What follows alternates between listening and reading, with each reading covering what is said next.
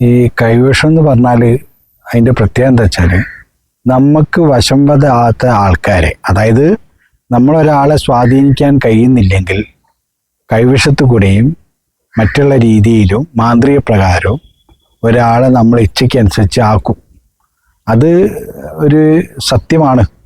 കാരണം സത്യമാണെന്ന് പറയാൻ കാരണം വെച്ചാൽ അങ്ങനെ ഒരുപാട് ആൾക്കാർ അകപ്പെട്ടിട്ടുണ്ട്. കാരണം ഞാൻ താമസിക്കുന്ന ഭാഗത്ത് ഒരാൾ ഭൂമി കൊടുക്കൂല എന്ന് പറഞ്ഞ ഒരാൾ ഭൂമി കൊടുത്തിട്ടുണ്ട്. അത് ഉള്ള കാര്യം ക്ഷുദ്രം ചെയ്ത് തന്നെയാണ്. ക്ഷുദ്രം എന്ന് പറഞ്ഞാൽ അയാളെ മനസ്സ് മാറ്റുക, അയാളെ അതിനുള്ള പ്രേരിപ്പിക്കുക, അതാണ് അതിൻ്റെ ഉദ്ദേശം. ആ ഉദ്ദേശത്തിൽ ഇതിൻ്റെ കർമ്മങ്ങളൊക്കെ നടക്കുന്നുണ്ട്. അപ്പോൾ കൈവിഷം എന്ന് പറഞ്ഞാൽ എന്താ വെച്ചാൽ അതിനുള്ള ഒരു പ്രത്യേക വിഷമല്ല, അതിന് ഉപയോഗിക്കുന്നൊരു മന്ത്രമാണ്. ആ മന്ത്രം മറ്റുള്ളവനെ കൊടുത്തിട്ട് സ്വാധീനിക്കുക എന്നുള്ളതാണ്.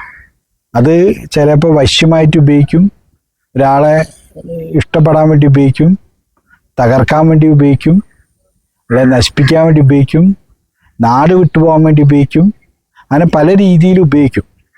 അപ്പോൾ ഒരു മനുഷ്യൻ പരിശ്രമിക്കുമ്പം അയാൾക്ക് ഒരുവിധ വിജയങ്ങളും ഇല്ല, ഫുള്ള് പരാജയങ്ങളാണ്. അയാൾ ചെയ്യുന്ന കർമ്മങ്ങളൊക്കെ പരാജയപ്പെടുകയാണ്. അയാൾ ഒരു സ്ഥലത്തും വിജയിക്കുന്നില്ല, അയാൾക്കൊരു ഉയർച്ചയില്ല, അയാൾക്ക് ജീവിക്കാൻ കഴിയുന്നില്ല, അയാൾ കുടുംബത്തിൽ കടം വരിക, അയാളെ സ്ഥലം എല്ലാം ആധാരങ്ങളൊക്കെ ബാങ്കിൽ, അങ്ങനെ അത് അടയ്ക്കാൻ പറ്റാതാകുക, അങ്ങനെ എല്ലാവിധ കുടുങ്ങുമ്പോൾ അയാൾ നാട് വിട്ടുപോകും. അപ്പോൾ ഈ സമയത്താണ് ചിലർ ജ്യോത്സ്യന്മാരെടുത്തും മറ്റുള്ള രീതിയിലൊക്കെ പോയിട്ട് കാര്യങ്ങൾ നോക്കുന്നത്. അപ്പം പറയും ഇങ്ങനെ നിങ്ങൾക്ക് കൈവശം പെട്ടതാണ്. അപ്പോൾ ആ കൈവശം എടുക്കുമ്പോൾ സംഭവം വിജയിക്കുകയും ചെയ്യും. എൻ്റെ പക്കൽ അങ്ങനെ കൈവശം മാറ്റാൻ വേണ്ടി ചില ആൾക്കാരൊക്കെ വരാറുണ്ട്, ഞാൻ അതിന് പരിഹാരം ചെയ്തു കൊടുക്കാറുണ്ട്. അപ്പോൾ ഇതേമാതിരി തന്നെ ഉള്ളൊരു സംഗതിയാണ് ഈ ബാധാതി ദോഷം എന്ന് പറഞ്ഞാൽ. ബാധാതി ദോഷം എന്ന് പറയുന്നത് എന്താ വെച്ചാൽ ശൈവം വൈഷ്ണവം ശാക്തേയം, ഈ 3 രീതിയിലാണ് ബാധകളുള്ളത്. ഈ 3 രീതിയിൽ ബാധകളെ പ്രാർത്ഥിച്ചിട്ട് അയക്കുകയാണ് ചെയ്യുന്നത്. അതായത് ഒരു മറ്റുള്ള രീതിയിലുള്ള ക്ഷേത്ര വിധാനത്ത് പോയിട്ട് അവിടെ ഇറച്ചിയും കള്ളും ഒക്കെ കൊടുക്കുന്ന അങ്ങനത്തെ സങ്കേതത്തിൽ പോയിട്ട് ആ ദേവതേനെ തൻ്റെ ഇച്ഛയ്ക്കനുസരിച്ച് അവിടുത്തെ കർമ്മി ചെയ്യിപ്പിച്ച് അതിന് കാശ് വാങ്ങുന്ന ഒരു രീതിയാണ് ഈ കൂടോത്രം എന്ന് പറയുന്ന സംഭവം. അതായത് ഒരാളെ നശിപ്പിക്കുകയാണെങ്കിൽ അങ്ങനെ നശിപ്പിച്ചു കൊടുക്കും, അയാളെ നാട് കടത്തെങ്കിൽ അങ്ങനെ നാട് കൊടുത്തു കൊടുക്കും, അങ്ങനെയുള്ള കർമ്മങ്ങളൊക്കെ ചെയ്തു കൊടുക്കുന്ന പല സ്ഥലങ്ങളുണ്ട്. അപ്പോൾ അതിൻ്റെ പരിഹാരം വെച്ചാൽ അതിനെ കുറച്ചുകൂടി വിവരമുള്ള ആൾക്കാർ പറയുന്നത് നെഗറ്റീവ് എനർജി എന്ന് പറയും. ആ നെഗറ്റീവ് എനർജി പോക്കണമെങ്കിൽ പോസിറ്റീവ്പരമായിട്ട് കർമ്മങ്ങളൊക്കെ ചെയ്ത് ആവാഹിച്ചെടുത്ത് ഒഴിവാക്കി മുട്ടറുത്ത് കർമ്മങ്ങൾ ചെയ്യാണ് പതിവ്. അപ്പോൾ ആ രീതിയിലുള്ള കർമ്മങ്ങൾ ചെയ്താൽ ശരിയാവുന്നതാണ് സംഭവം. അപ്പോൾ ഇത് ഇല്ല എന്ന് പറയാൻ പറ്റൂല, അത് നമ്മൾ അതിനെ സപ്പോർട്ട് ചെയ്യല്ല. ആ ഒരു അവസ്ഥയിലുള്ള ആൾക്കാർക്ക് മാത്രമേ അത് മനസ്സിലാവുള്ളൂ, മറ്റൊരാൾക്ക് അത് പറഞ്ഞു കൊടുക്കാൻ പറ്റൂല. കാരണം അത് ഓരോ അനുഭവങ്ങളാണ്, അനുഭവമുള്ളവർക്ക് മാത്രമേ അത് അറിയുള്ളൂ. ആ അനുഭവത്തിൽപ്പെട്ട ആൾക്കാർ അത് അനുഭവിക്കുമ്പോൾ അതിന് പരിഹാരം കിട്ടുമ്പോഴാണ് അവർ വിശ്വസിക്കുന്നത്, അല്ലാതെ ആർക്കും വിശ്വസിക്കില്ല. നമ്മൾ പുറത്തുനിന്നൊരാൾ പറയാണ് അങ്ങനെയൊന്നുമില്ല, കൈവശമില്ല, അല്ലെങ്കിൽ കൂടോത്രമില്ല എന്നൊക്കെ പറയും. പക്ഷേ ഒരു അനുഭവിക്കുന്ന വ്യക്തി നമ്മൾ ആ കഷ്ടതയിൽപ്പെട്ട് അനുഭവിക്കുമ്പോൾ അതിന് പരിഹാരം ചെയ്യുമ്പോൾ മാറ്റം വരുമ്പോൾ മാത്രമാണ് ഇതിലൊക്കെ സത്യം ഉണ്ടെന്ന് വിശ്വസിച്ചു പോണത്. ലക്ഷണങ്ങൾ എന്ന് പറഞ്ഞാൽ നമ്മൾ ഒരു കർമ്മത്തിൽ ഏർപ്പെടുമ്പോൾ ആ കർമ്മം ഫുള്ള് ലോസാകുക. അതായത് എന്തെടുത്താലും പ്രശ്നം. ഇപ്പോൾ ഒരു സ്ഥലത്ത് നമ്മളൊരു ജോലി ചെയ്യുമ്പം അവിടെ കൊണ്ട് മിഷ്യൻ കേടാകുക, അല്ലെങ്കിൽ മറ്റുള്ള വിഷയങ്ങൾ വരിക, അല്ലെങ്കിൽ നമ്മൾ എടുക്കുന്ന സാധനം നേരെയാകാതൊക്കെ, അല്ലെങ്കിൽ നമ്മൾ കൊടുക്കുന്ന സാധനം റിസൾട്ട് വരാതൊക്കെ, നമ്മൾ അത് അയച്ചിട്ടും അവർക്ക് വേണ്ടാന്ന് പറയുക, അങ്ങനെ ഫുള്ള് കീപ്പിട്ട് താഴോട്ട് വരുന്നൊരവസ്ഥ. ഒരു ബിസിനസ് ആയാലും ഒരു കച്ചവടമായാലും ഒരു മറ്റുള്ള വർക്കുകളായാലും തൊഴിലുകളായാലും ഏത് തൊഴിലിനും ബാധിക്കുന്ന രീതിയിലാണ് ഈ വിഷയം വരുന്നത്. അപ്പോഴാണ് നമ്മൾ ഇത് വിശ്വസിച്ച് പോവുക ഇങ്ങനെയൊക്കെ ഉണ്ടെന്ന്. അപ്പോൾ മനുഷ്യൻ്റെ മനസ്സിൽ നമ്മൾ പറയും നമ്മൾ പരിശ്രമിക്കണം, നമ്മൾ മുന്നോട്ട് പോകണം, നമ്മൾ അതിൽ കഠിനമായി അധ്വാനിക്കണം എന്നൊക്കെ പറയുമ്പോൾ ഒരു മനുഷ്യൻ എന്ന് പറഞ്ഞാൽ അങ്ങേതല അധ്വാനിച്ചിട്ടും അല്ല അങ്ങേതല പരിശ്രമിച്ചിട്ടും നമുക്ക് നെഗറ്റീവ് വന്നു തുടങ്ങിയാൽ നമ്മൾ തളർന്നു പോകും. അപ്പോഴാണ് നമ്മൾ ഇതിലൊക്കെ വിശ്വസിച്ച് പോണത്. ശാരീരികമെന്ന് പറഞ്ഞാൽ ചിലർക്ക് ഈ പൈശാചികമായ മൂർത്തികളെ കൊണ്ട് ചില സ്വഭാവപ്പേകൾ ഉണ്ടാകാറുണ്ട്, സ്വഭാവ കേടുകൾ ഉണ്ടാകാറുണ്ട്.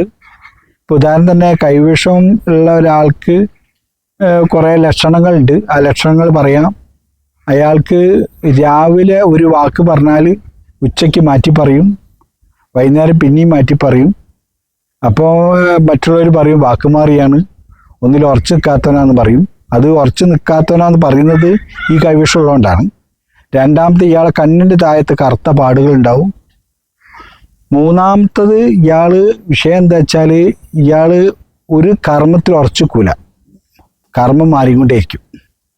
നാലാമത്തത് ഇയാൾ ഒരു സ്ഥലത്തേക്ക് പുറപ്പെട്ടാൽ അവിടെ എത്തൂല. അതായത് ഒരു സ്ഥലത്തേക്ക് പോകും, മറ്റൊരു സ്ഥലത്ത് എത്തും. അഞ്ചാമത്തത് ഒരാൾ പറയുന്നത് കേൾക്കൂല, വെറും വാശി വൈരാഗ്യം എന്നുള്ള രീതിയിൽ സംസാരിക്കും, പെട്ടെന്ന് ദേഷ്യം പിടിക്കും, എന്തിനോട് പ്രതികരിക്കും. അങ്ങനെയുള്ള കുറേ സ്വഭാവക്കേടുകൾ ഇയാൾക്കുണ്ടാവും. ഒരു സമചിത്തതയോട് പെരുമാറാൻ ഈ കൈവിഷമുള്ള ഒരാൾക്ക് പറ്റൂല. അങ്ങനെ ഒരു വിഷയമുണ്ട്. അതായത് നമ്മളെ മനസ്സിൻ്റെ നിയന്ത്രണം തന്നെ പോകുന്നൊരവസ്ഥയാണ് ഈ കൈവിഷം വന്നാൽ. കാരണം നമ്മളെ നിയന്ത്രിക്കുന്നത് നമ്മളെ മനസ്സല്ല, ഈ കൈവിഷമാണ്. ഈ കൈവിഷത്തിൽ എന്താണോ പെട്ടത് അത് പ്രകാരം നമ്മൾ അനുഭവിക്കേണ്ടി വരും. അതാണ് വിഷയം. കൈവിഷം തന്ന ആൾ എന്താണ് ഉദ്ദേശിച്ചത്? നശിക്കാനാണ് നശിക്കുക, നാട് വിടാനാണ് നാട് വിടുക, അതല്ല തമ്മിൽ തല്ലി മരിക്കാനാണെങ്കിൽ അങ്ങനെ പലതും സംഭവിക്കുന്ന ഒരവസ്ഥ ഉണ്ട് സംഭവം. അതാണ് നമ്മൾ മനസ്സിലാക്കേണ്ടത്. കൈവിഷം എന്ന് പറഞ്ഞാൽ നമ്മൾ വിചാരിക്കുന്ന രീതിയിൽ അത്ര എളുപ്പമല്ല. അത് വന്നു പെട്ടാൽ മാറാനും വലിയ ബുദ്ധിമുട്ടാണ്. അത് അറിയാന്ന് പറയുന്നത് മഹാഭാഗ്യമാണ്. അതിൽ നിന്ന് മോചനം നേടുക അത് അതിലേറെ ഭാഗ്യം. പിന്നെ നമ്മൾ ശ്രദ്ധിക്കേണ്ടതെന്ന് വെച്ചാൽ ഈ കൈവിഷം ഒഴിവാക്കി എന്ന് വിചാരിച്ചിട്ട് സന്തോഷിക്കാൻ പറ്റൂല. വീണ്ടും ഇത് എവിടുന്നാണ് വന്നത് എന്നുള്ളത് മനസ്സിലാക്കുകയും ആ സ്ഥലത്ത് പോകാതിരിക്കുകയും ഒക്കെ ചെയ്യണം സംഭവം.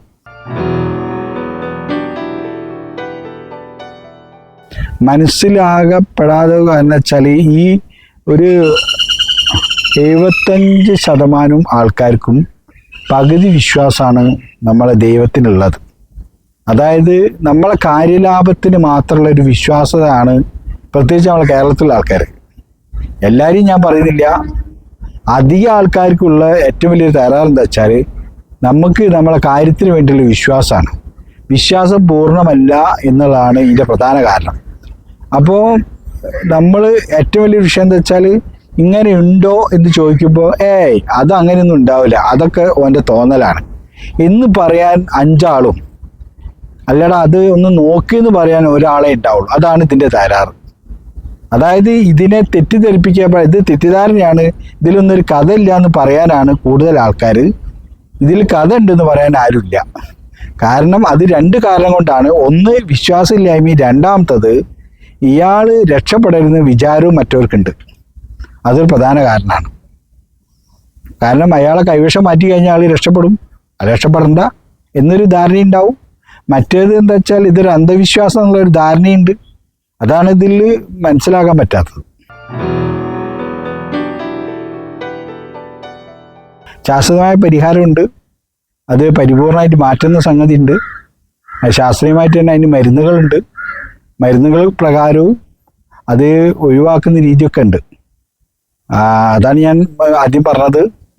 നമ്മളെ അങ്ങനെ പലരും വരാറുണ്ട്, അവർക്ക് നമ്മളത് നല്ല റിസൾട്ട് നേടി കൊടുക്കാറുമുണ്ട്.